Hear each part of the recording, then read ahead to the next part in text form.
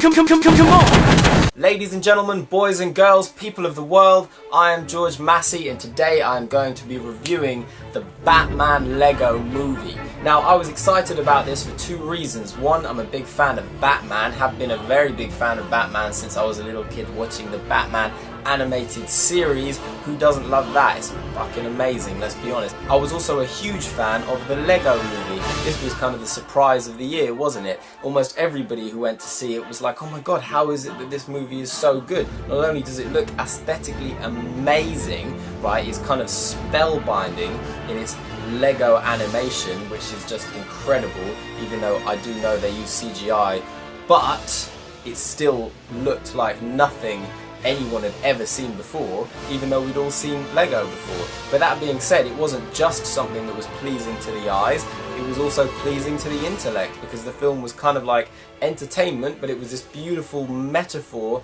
of capitalism wrapped up in a children's story. It was like, wait a minute, this is intelligent, it is going down a course, an avenue that is both surprising and intriguing and informative. It was a remarkable, little and yet big film. So the Lego Batman movie was kind of like, okay, honestly, I wasn't expecting it to be as good as the Lego movie at all. I did kind of think, well, this is going to be a cash-in off the back of the original Lego movie, and to be honest, it kind of is. Now, the thing is the movie, it looks amazing, the Lego Batman movie, it looks incredible.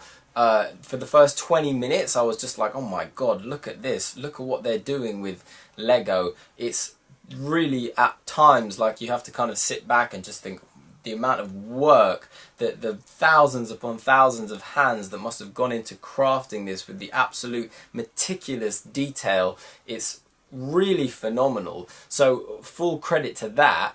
But the drawback of the film really is that after the kind of opening exciting scene, we get to see Batman being at home, lonely, alone, and you kind of you get the point immediately. It's like, okay, they're trying to say that Batman's a bit of a lonely, isolated chap. There is the saying, no man is an island, and this saying is brought up by Alfred in the movie, the point being that no man is really able to live without people, without a family, without friends, and Batman is precisely that kind of a person.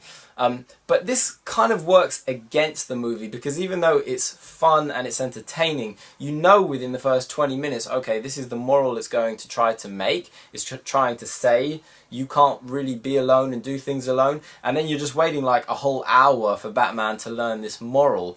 And even though there are action scenes thrown in there, it's kind of a bit problematic, because what happens is they've taken this hero character, which is Batman, right, and he's not really that much of a hero, because he's a kind of blundering buffoon of a character. I thought I was being sarcastic. It's like he's too stupid and naive to understand this very basic necessity of humanity, and it's flawed in that how can Batman, of all people, not know the need and the requirement for human interaction? I mean, Batman is a person who saves people's lives for this precise reason. He restores families, he brings couples back together, he saves lives because he as a child lost his parents and he didn't want the same tragedy and the same disconnect, i.e. a child separated from his parents permanently. He didn't want that to happen to others, and the film kind of is turning the Batman character on its head in a negative way. Now, I'm all for different incarnations of a character, people putting their own ideas and expressing how they believe they think a character should be represented.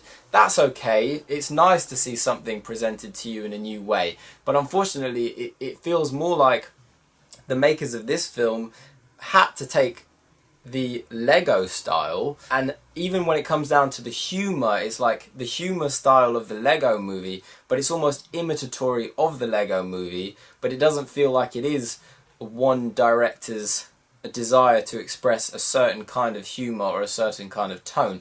It's imitatory, and in that regards, it's a bit over the top. There's too much humour. It doesn't take itself seriously enough. The Lego movie, the first one, was just right at being very funny, but taking itself just seriously enough that you did understand and connect with it and see that there was a deeper meaning there.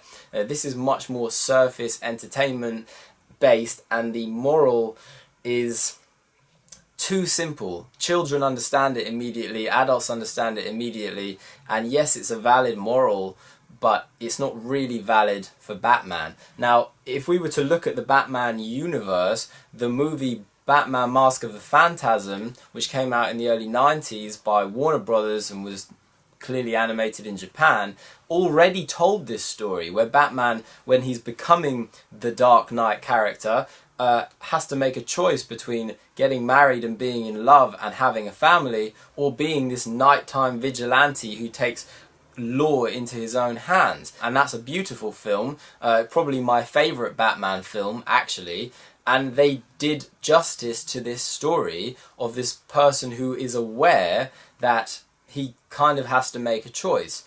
He's aware that he's not really going to be happy if he never has a partner or somebody close to him in his life. Look, I can give money to the city, they can hire more cops, let someone else take the risk, but it's different now.